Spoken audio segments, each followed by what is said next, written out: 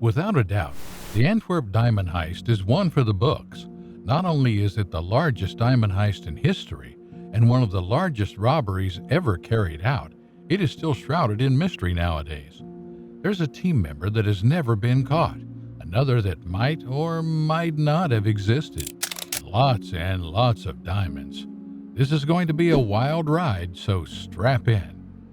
Antwerp, Belgium, often referred to as the City of Diamonds, has long been the epicenter of the global diamond trade. This glittering metropolis with its bustling diamond district is home to some of the most valuable and coveted gemstones in the world. The Antwerp World Diamond Center specifically houses a treasure trove of diamonds, guarded by an intricate network of security measures. The vault was protected by 10 layers of security, 6 for the floor and 4 for the vault itself. So you can imagine how confused everyone was that the vault was broken into. Anyway, while many prospective robbers must have been put off by the intense security, one particular man was undeterred. This man's name is one of the mysteries of this heist. He has only ever been referred to as a diamond dealer in Antwerp. This man wasn't part of the crew that broke into the vault, though. He just had the idea and went to Leonardo, no to Bartolo, with it. Why Leo, you ask? Well, Leo was a diamond thief. Since the year 2000, Leo had been posing as a businessman to steal diamonds from dealers in the diamond center, and then selling them off to a few trusted buyers. Mr. Diamond Dealer happened to be one of those trusted buyers, and he must have wanted more profit than he was getting from stealing a few diamonds. When Leo was approached, his initial response was that breaking into the vault at the Diamond Center was impossible. He wasn't even willing to change his mind for the 100,000 euros that Mr. Diamond Dealer was offering. So just so it wouldn't appear like he wasn't giving the job a chance, he went on a recon mission, armed with a pin camera that he stuck in his shirt pocket. And because he was a businessman that frequented the Diamond Center, security was too accustomed to his presence to be really cautious about it. That recon mission produced a number of pictures that he hoped would drive home the point that the vault was impregnable. After sending the pictures off to Mr. Diamond Dealer, he didn't hear anything from him for a while and thought that was the end of the matter. But 5 months later, Mr. Diamond Dealer called, wanting to meet him at an address that's not in Antwerp. Turns out the address was an abandoned warehouse where something interesting was happening. Apparently, in the 5 months that Mr. Diamond Dealer was AWOL, he had assembled a heist team to recreate the Diamond Center vault based on the pictures that Leo made. The recreated vault was supposedly an exact replica of the actual vault, thanks to the skill level of Mr. Diamond Dealer's team. Speaking of the team, it was made up of a trio of Italians known only by code names. One of them was called the Genius, and that's because he could, apparently, disable any kind of alarm system.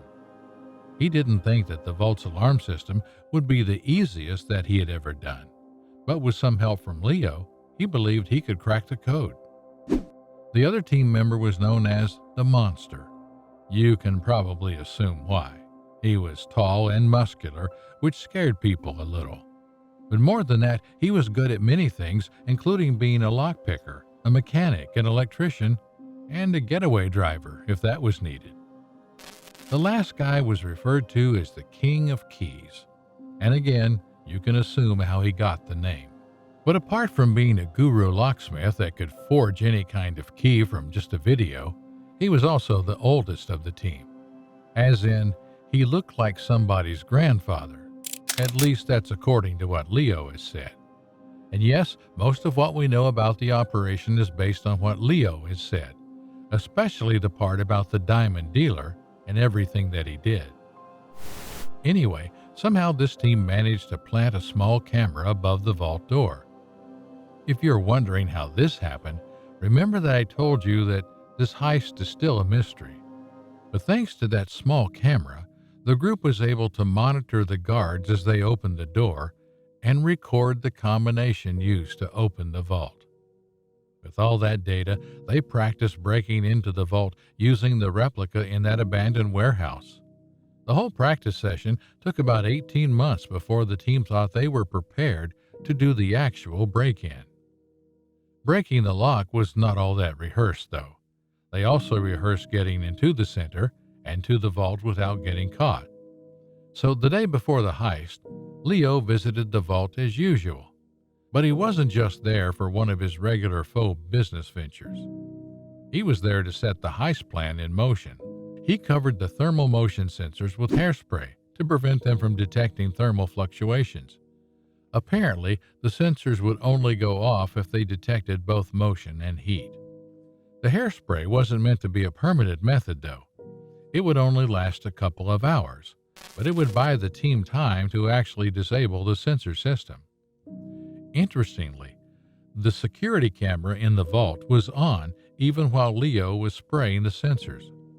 But the guard on duty was not paying attention because Leo's presence in the vault was not something unusual.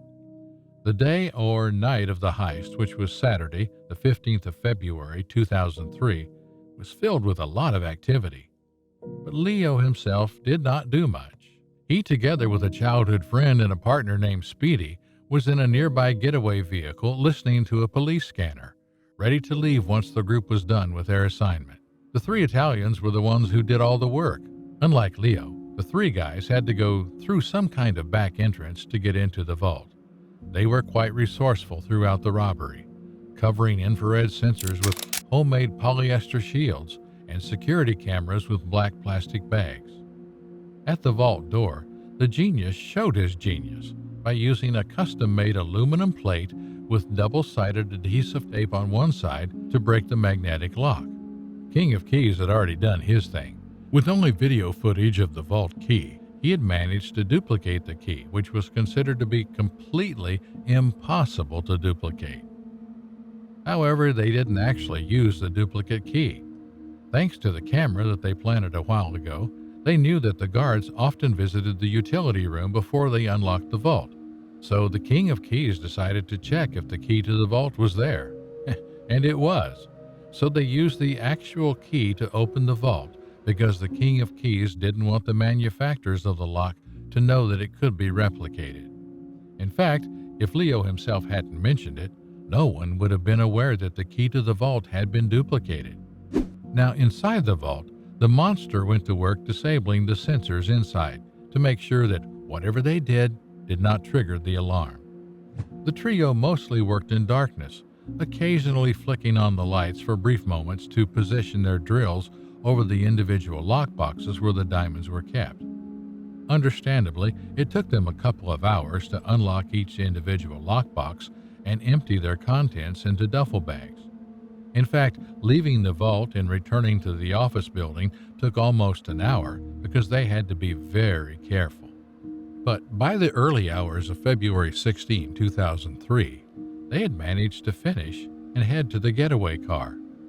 Leo drove back to the designated apartment while the other guys walked. They were done. They had successfully pulled off the heist. All that was left to do was burn the evidence of their months of planning. The plan was for the evidence to be transported to France to be burned. But Speedy was too scared to carry incriminating evidence that far, so he suggested they deposit it in a nearby forest.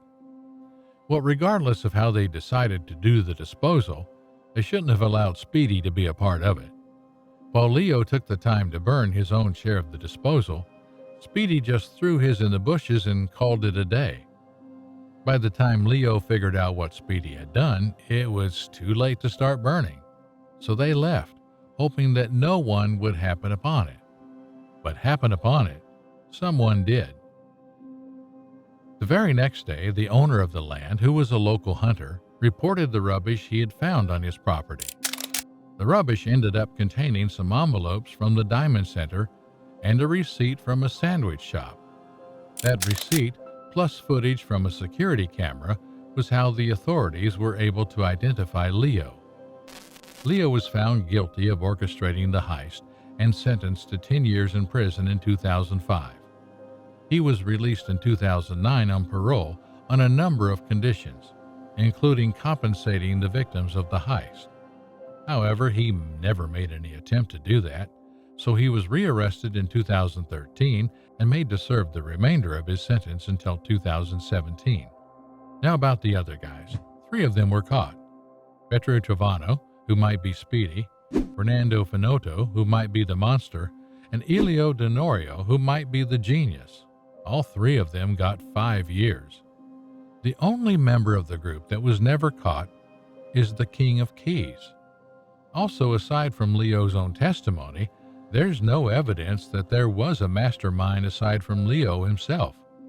So the diamond dealer might or might not have existed. The biggest mystery, though, are the diamonds. They were never recovered, and they've not resurfaced anywhere. So Leo might be living the life right now, for all anyone knows. Thanks for watching again. Like stories like these, make sure you subscribe, and we'll see you in the next one.